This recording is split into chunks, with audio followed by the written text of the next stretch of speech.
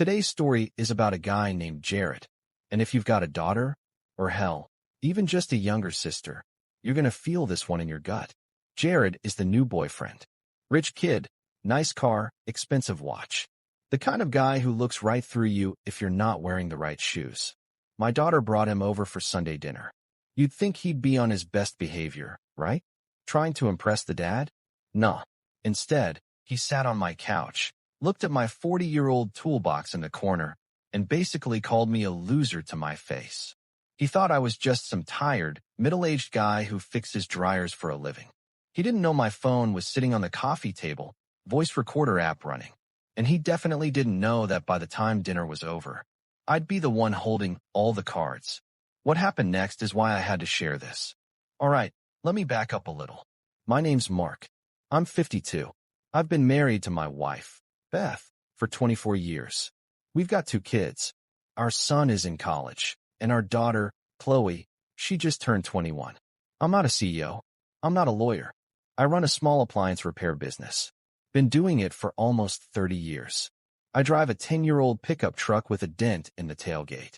I wake up at 5:30, drink coffee that's mostly just caffeine and regret, and spend my day crawling under kitchen sinks and pulling hairballs out of washing machine pumps. It's not glamorous, but you know what? It's mine. I put a roof over my family's head. I paid for braces. I've got money saved. Not private jet money, but we're not going to starve money. Here's the thing about my job. People don't respect it until their fridge dies on a Sunday afternoon. Then I'm a hero. But most of the time, I'm just the guy with grease under his fingernails. I'm fine with that. Really, I don't need a corner office. But I've also learned something over 30 years. Quiet guys, the ones who don't brag, we notice everything. Beth works part-time at a dentist's office. She's the calm one. I'm the one who mutters at the news. We've got a simple life. Small house. Big garden. A dog that snores louder than my lawnmower. So when Chloe started dating this new guy, Jared, I was curious. Her last boyfriend was a decent kid. Quiet. Worked at a bike shop. This new guy, I'd only seen him in photos. Fancy clothes. Perfect hair. Car that cost more than my first house. Beth said, don't judge him before you meet him. And I tried. I really did. They showed up at 4 o'clock on a Sunday. I was in the garage, wiping my hands on a rag. I'd just finished replacing a capacitor in an old freezer. Nothing special. I walked out to meet them. First thing I noticed? Jared didn't get out of the car. He sat there for a good 10 seconds, finishing a call. On a Sunday. At my house. While my daughter waited on the sidewalk. That was strike one. I'm gonna be honest here. I don't care how busy you are. You don't make someone's daughter stand in the driveway like she's waiting for an Uber. He finally gets out. Tall guy. Early 20s. Blazer over a t-shirt. Hairstyled like he spends 40 minutes on it. He walks up, doesn't offer a handshake right away, just sort of nods. You must be Chloe's dad, he said. That's me. I said. Mark. I stuck out my hand. He shook it. Limp. You know the kind. Like he was touching something slightly dirty. Jared, he said. Sorry about the phone call. Work stuff. I asked what he did. He said, finance. But like, the real kind. Not retail banking or anything. Already. Not retail banking or anything. Like he had to make sure I knew he wasn't some guy behind a counter. I just nodded. Said, good for you. Come on in. Beth had made pot roast. Smelled amazing. We sat down in the living room first. Small talk. Where'd you grow up? Some wealthy suburb. Where'd you go to school? Private, obviously. What's your family do? His dad's some kind of regional executive. Everything about Jared was polished, but not in a warm way. In a, I'm used to getting what I want way. Then he looked around the living room. I saw his eyes move. He saw the worn-out couch. The TV that's about 8 years old.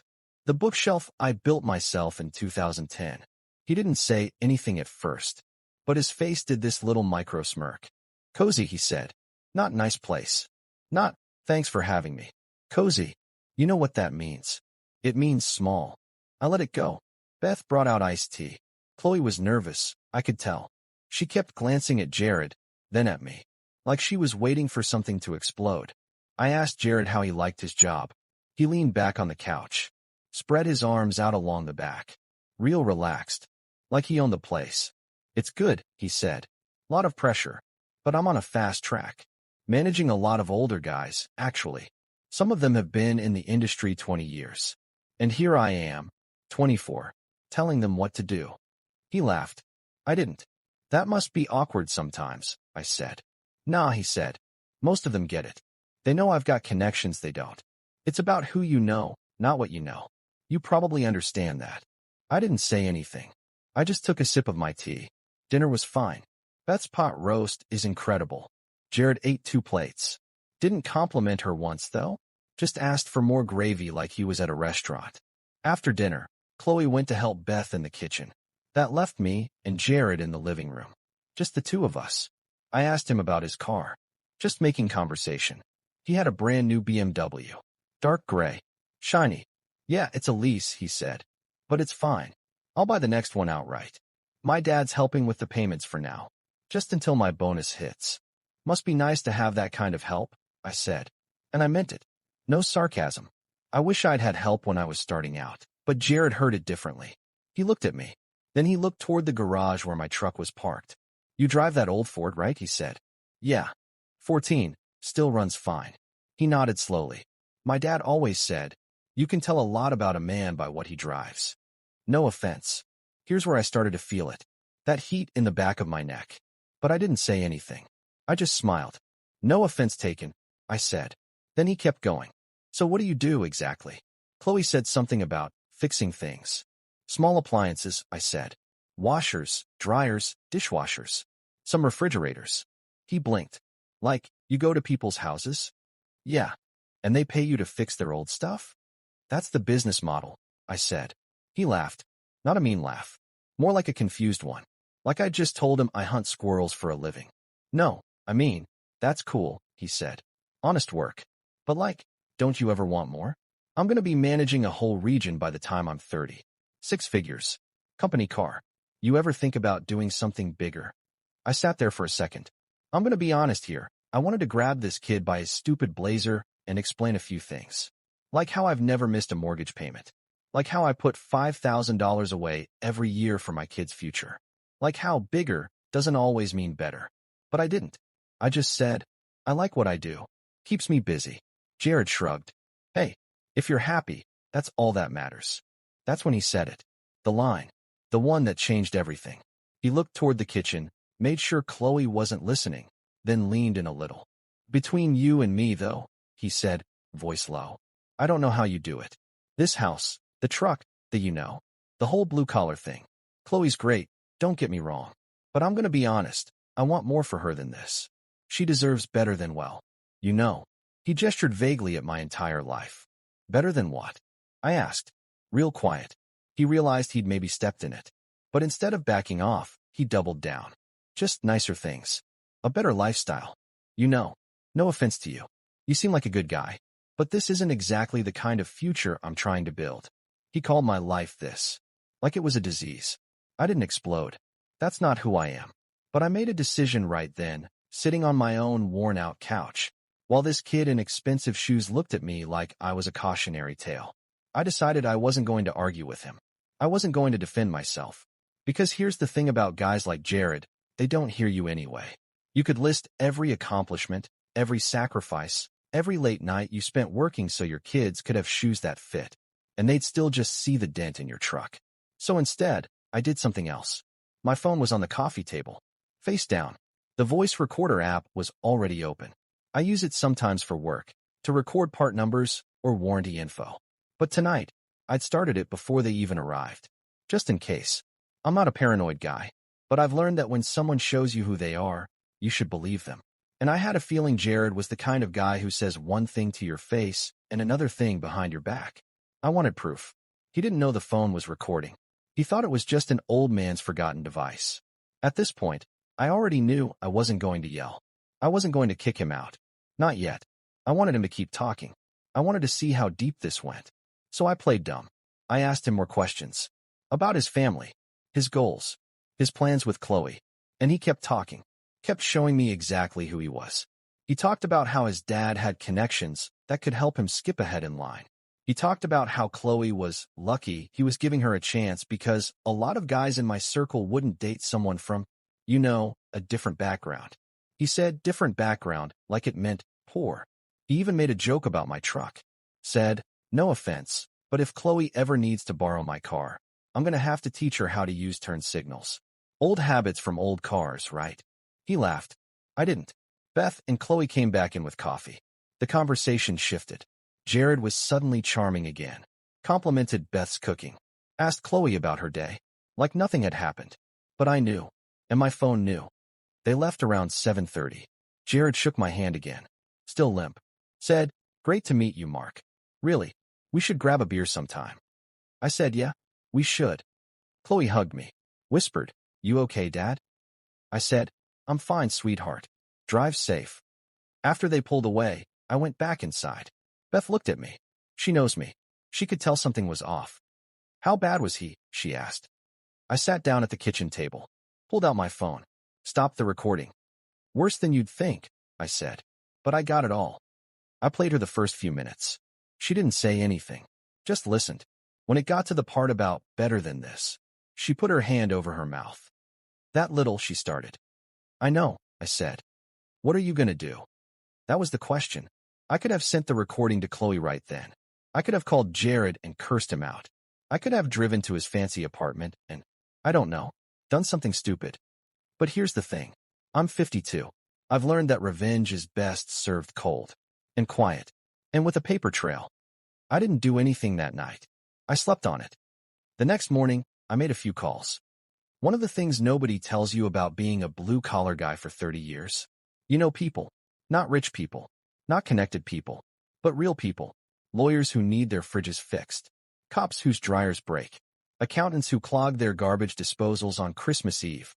I've fixed things for a lot of people, and most of them owe me favors. So I call my buddy Dave. Dave's a paralegal, works at a mid-sized firm. Nothing flashy, but he knows how to write a letter that makes people sweat. I told him the situation. He asked if I had proof. I said yes. Clear audio, time-stamped, in my own home.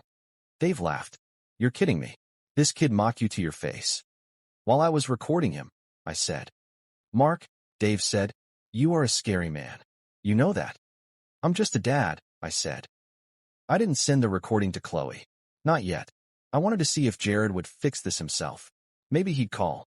Apologize. Say he was nervous. Say he was an idiot. He didn't call. 2 days passed. Then Chloe mentioned that Jared had been weird lately. Distant. She asked me if I'd said something to him.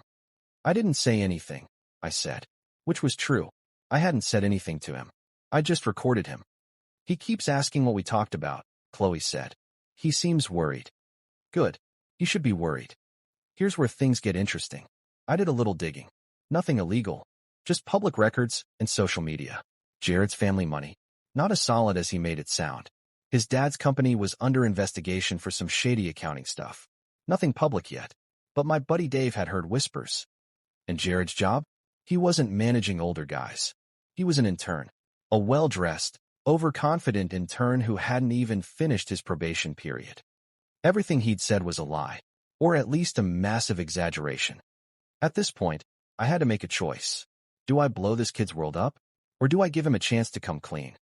I'm not a cruel guy, but I'm also not a doormat. I decided to give him one chance. Here's a piece of advice for any young guys reading this, or listening, whatever. If you meet your girlfriend's dad, and he's quiet, and he doesn't argue with you when you insult his truck, that's not a sign that he's weak. That's a sign that he's already figured out how to ruin your life, and he's just deciding whether it's worth the paperwork. I'm going to be honest here, I enjoyed this part. Not the conflict, the waiting, the knowing that I had something he didn't even know existed. It felt like being a hunter, not a scary one, just a patient one. Jared called me 4 days later. Not Chloe. Me. Directly. I don't know how he got my number. Probably from her phone. Hey, Mark, he said. His voice was different. Less smooth.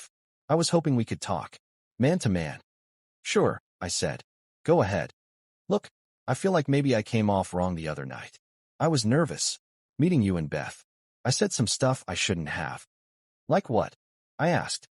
He paused. Like, the thing about the truck. That was dumb. I'm sorry. Okay, I said. And the stuff about, your work. That came out wrong too. How did it come out? I asked. Another pause. I could hear him breathing. I just meant, I want a lot for Chloe. That's all. I didn't mean to insult you.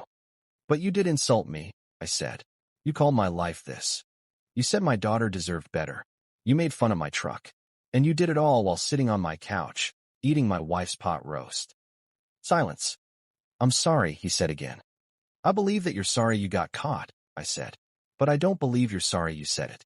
There's a difference. He didn't have an answer for that. Then I said the thing that changed everything. Jared, I have a recording of our entire conversation. Every word.